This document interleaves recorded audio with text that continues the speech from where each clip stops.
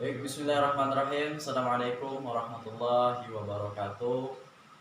Di sini perkenalkan, nama saya Jumrianto dari Prodi Pendidikan Agama Islam semester 4. Di sini saya akan menjelaskan daripada fardu kifayah. Di sini ada 7 yang perlu saya jelaskan. Yang pertama itu talqin. Yang kedua itu meletakkan posisi mayat itu seperti apa. Dan yang ketiga bacaan menyiram air pada mayat, yaitu air 9. Yang keempat itu adalah keterampilan memandikan. Yang kelima keterampilan mewudukan. Yang keenam mengkafani. Dan yang ketujuh keterampilan menguburkan. Nah, yang pertama yaitu talqin. Talqin ini adalah membimbing orang yang menghadapi sakaratul maut itu dengan menyebutkan kalimat la ilaha illallah 1 kali saja. Dan yang kedua adalah meletakkan posisi mayat. Meletakkan posisi mayat ini yaitu menghadap kiblat. Yang ketiga itu adalah bacaan menyiram air pada air 9. Nah, bacaannya yang pertama dengan cara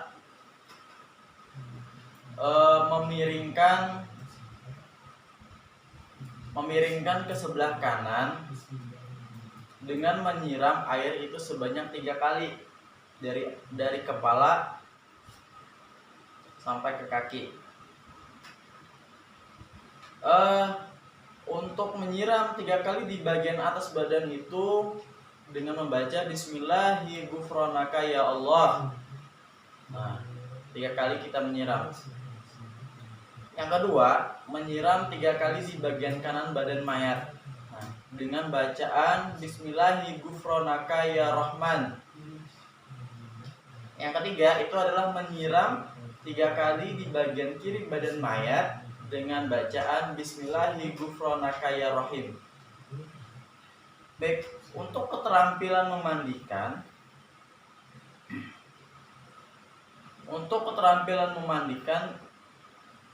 ialah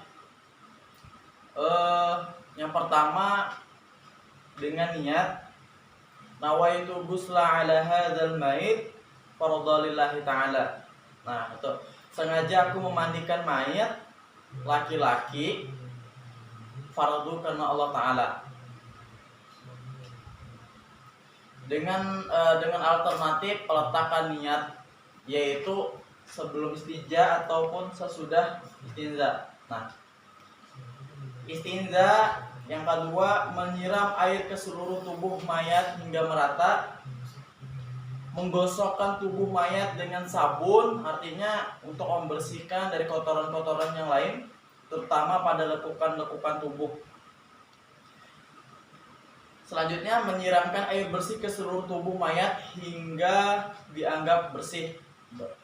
Jadi untuk bagian pengurusan memandikan harus bisa bahwa dalam memandikan mayat itu harus benar-benar bersih.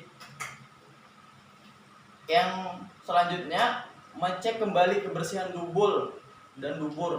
Nah, artinya di dalam pembuangan kotoran si mayat ini kita harus benar-benar menggunakan kain raduan atau pembalut tangan yang sudah disiapkan pada bagian permukaan dubur si mayat. Bila masih ada kotoran, maka harus disiram kembali sampai bersih dan ulangi menyirami seluruh tubuh mayat dengan air bersih.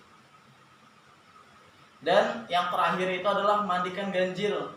Artinya mandikan air 9, itu sudah bagian akhir. Nah, untuk pembersihan. Baik, untuk mewudukan jenazah itu seperti hal umumnya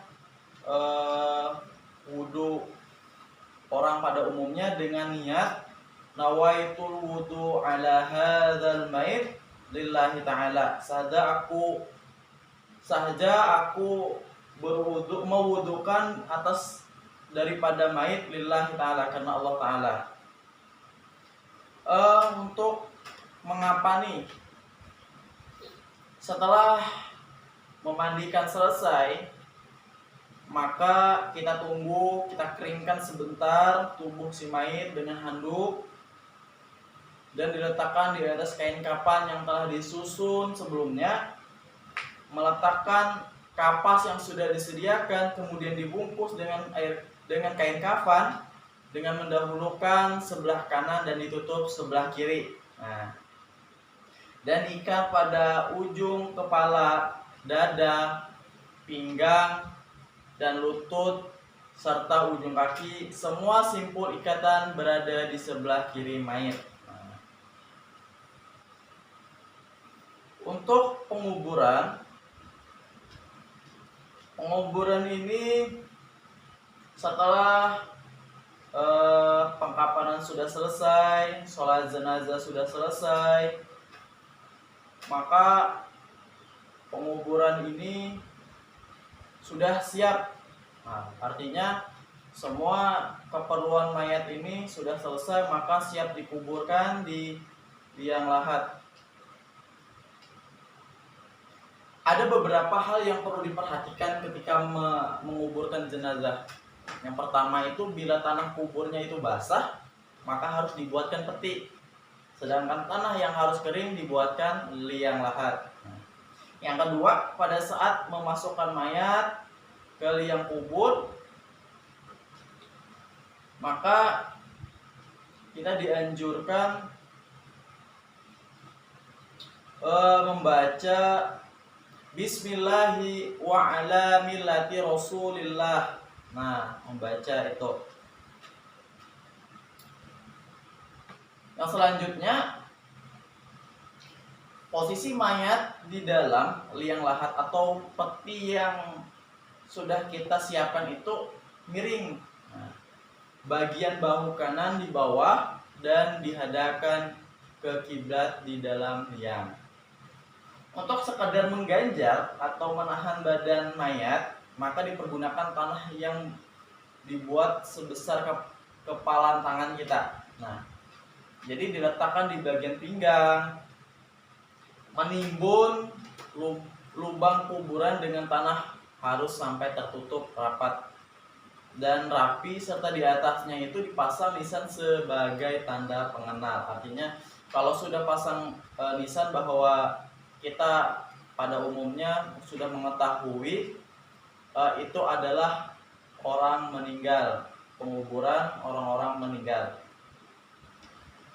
Selanjutnya itu, setelah selesai penguburan jenazah, maka dianjurkan untuk berdoa kepada Allah, meminta ampunan kepada Sang Pencipta untuk si mayat.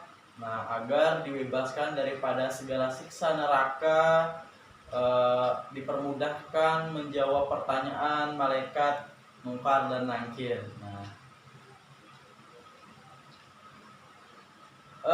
untuk ini lebih khusus lagi, jika mayat harus dikuburkan di tanah rawa seperti yang berair gitu di laut, maka mayat langsung dimasukkan ke dalam air setelah diberi benda pemberat. Nah, jadi untuk menenggelamkan ke dalam air tersebut, maka perlu pemberat agar mayat tidak muncul ke dalam permukaan di kemudian hari lagi.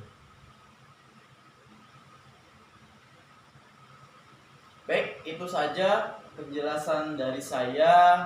Mudah-mudahan bisa bermanfaat buat penonton, buat yang mendengarkan. Terima kasih, kurang dan lebihnya saya mohon maaf. Billahi taufik wal hidayah. Wassalamualaikum warahmatullahi wabarakatuh.